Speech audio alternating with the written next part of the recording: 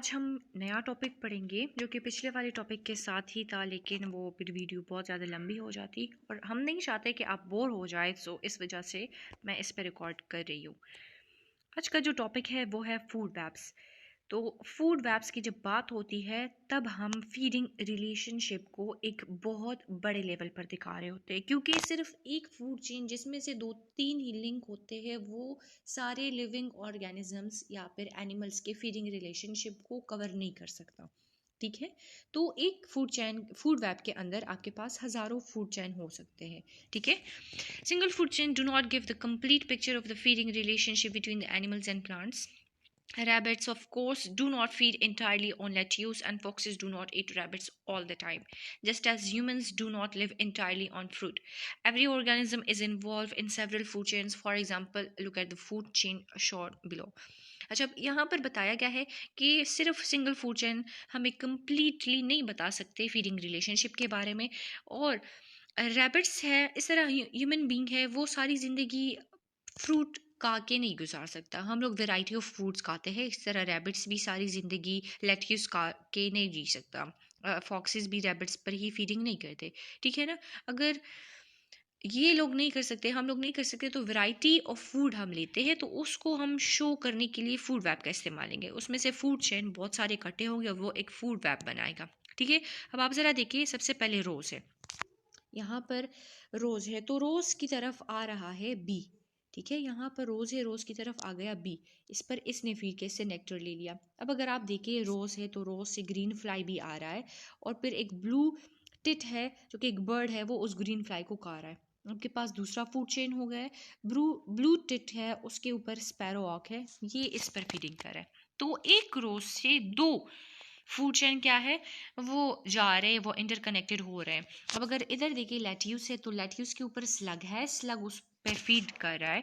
Slug को खाएगा अब थ्रश, ये भी बर्ड होता है, और फिर थ्रश को स्पैरोऑक भी खा सकता है। तो स्पैरोऑक ब्लू टिट को भी खाता है और थ्रश को भी खाता है। ठीक है, अब ये सारी जिंदगी इन दोनों में से एक पर फीडिंग नहीं करेगा, तो आपके पास थर्ड फूड चेन हो गई। अब अगर आप फोर्थ की तरफ आते हैं, वहां पर ग्रॉस है। ग्रॉस में रैबिट है, रैबिट उसको खा लेगा, तो रैबिट को फिर कौन खा रहा है फर्दर, वही स्पैरोक और फॉक्स खा रहा है। तो देखिए स्पैरोक आपके पास तीन तीन फूड चेन में क्या है, उसमें से इन्वॉल्व है। अब फर्दर देखिए ग्रेन है तो ग्रेन को चैफिनिश है आपके पास, बर्ड है, वो उस पर फीड कर रहा है। तो अगर वो उसको खा रहा है तो उसको दोबारा कौन खा रहा है, स्पैरोक खा रहा है। स्पैरोक आपके पास फोर्थ वन वाले फूड चेन में भी है। अब फॉक्स है, फॉक्स डोरमाउस को खा रहा है, और डोरमाउस ने किसको खाया था, पहले ग्रीन को खाया था। ऑल ऑल है आपके पास, तो ऑल क्या कर रहा है, वो डोरमाउस को भी खा लेता है।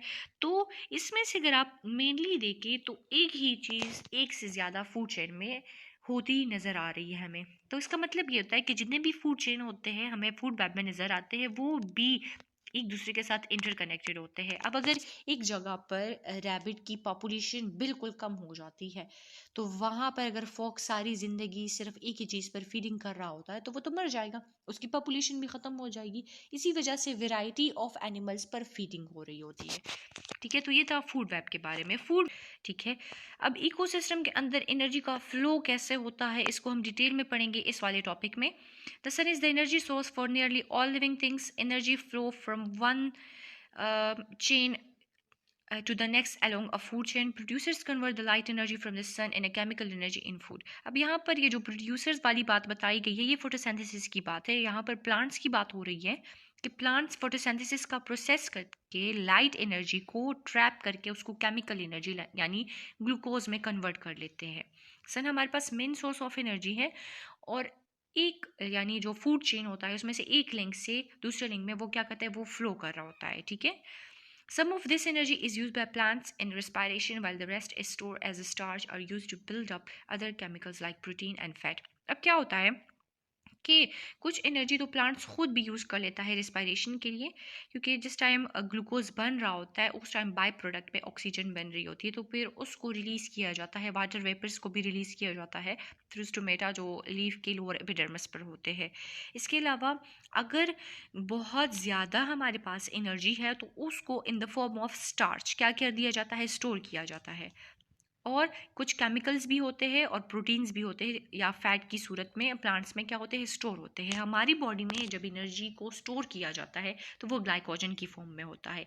लेकिन जब भी आपके सामने स्टार्च का वर्ड आ जाता है तो उसका मतलब होता है कि ग्लूकोज को in the form of starch उसको मैं कन्वर्ट करके स्टोर कर दिया गया है। अब अगर बारिश ही नहीं हो रही, पानी की किल्लत पड़ रही है, तो फिर इसी एनर्जी को वो यूज़ कर सकता है प्लांट्स, ठीक है। When consumer feed on plants, they release this stored energy by digestion and respiration. They use this energy for activities such as movement. Some energy, however, will be locked up in the animal's body in fat and protein as it grows. अब consumer का word use किया गया है। Consumer वो animals होते हैं जो कि प्लांट पे फीड कर रहे होते हैं। अब वो क्या करेंगे, वो प्लांट पर फीड करके उसकी एनर्जी ले लेते हैं। अब कुछ एनर्जी स्टोर हो जाती है, कुछ डाइजेशन में यूज़ हो जाती है और कुछ क्या हो जाती है, रिस्पायरेशन में, इसमें से रिलीज हो जाती है। अब इन्हीं एनर्जी को यूज़ किया जाता है डेली लाइफ प्रोसेसेस के लिए, मूवमेंट के लिए, ईटिंग के लिए, वॉकिंग के लिए, सही है। और कुछ एनर्जी एनिमल की बॉडी में भी क्या होती है, लॉकअप हो जाती है। या तो वो फैट्स की फॉर्म में होता है या फिर वो प्रोटीन के फॉर्म में होता है। अगर आप ओवरऑल अपनी बॉडी पर देखिए, स्किन, टीथ, नेल्स, हर एक चीज़, हेयर, तो प्रोटीन ही उसका मेकअप है। तो हमारी बॉडी में जब प्रोटीन बन रहा है तो ये लॉकअप हो चुकी है, एनर्जी लॉकअप हो चुकी है। इस तरह फैट्स भी पाए जाते हैं हमारे बॉडी में, वो भी लॉकअप एनर्जी की फॉर्म है, खा लेता है। तो ये बिल्कुल प्रोसेस है, ये जारी रहता है और इसी प्रोसेस में, इसी फूड चेन में एनर्जी का फ्लो भी होता रहता है और एनर्जी लॉस्ट हो रही होती है, ठीक है। फिर एक टाइम आता है